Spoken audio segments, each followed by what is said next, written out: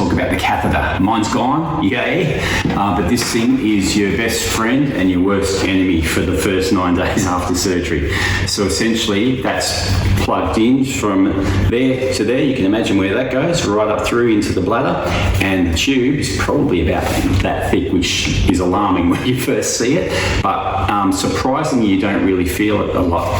This thing is permanently strapped to you for the 9 days, and you've got a leg band there where that wraps around and goes on pretty much like that. They then also give you 2 other leg bands there which go top and bottom of the bag and sort of sits more or less like that. That's going to fill every hour or so. Every hour I was pretty much going and emptying that through a valve there, so that's closed.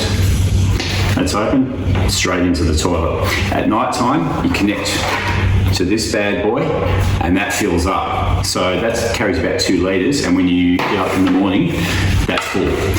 That's kind of disturbing when you think about that's how much fluid is going through your body. And for me, I was worried that, wow, if I'm going through that much overnight, how's my bladder going to retain all that post having a catheter out? To my delight, I've been dry ever since having the catheter out overnight, so no drama for that. So that's one thing that really concerned me that I didn't have to worry so much about. They will give you all the instructions about fitting and everything, so this is not an instructional video, it's just kind of my experience of it. The only other real issue I had with it was feeling a bit of irritation, I suppose, where it was entering through the top of the penis, and a couple of times I'd go for a walk and you could feel it sort of being a bit aggravated, and you could actually see that aggravation was causing some blood to get into the bag, so it goes kind of a peachy sort of colour.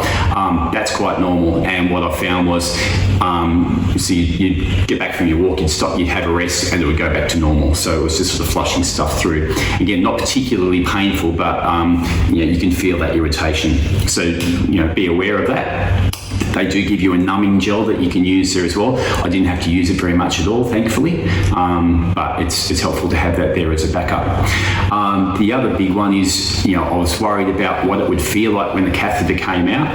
It feels a bit weird. It doesn't hurt, and it's very quick. So you feel a pulling sensation as it comes out, but it's 2 or 3 seconds. It's all over, and then you're straight into a pad. And I went off and saw the doctor. So it's uncomfortable, but you feel so much freer after you've done it. The other thing is showering.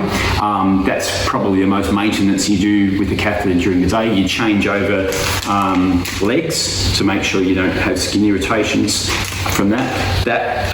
They give you a spare one of these, so you get a fresh one each day, and that stays on all the way through, as does the bag through the whole period. So you shower with the bag on and everything. These you take off for your shower, because you've got to keep using those ones as well, so don't let them get wet. This one can get wet because you can replace it with another one. I'll give you a second one to replace every day.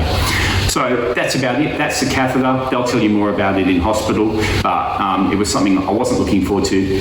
I'm glad it's over, and I'm a lot freer without it.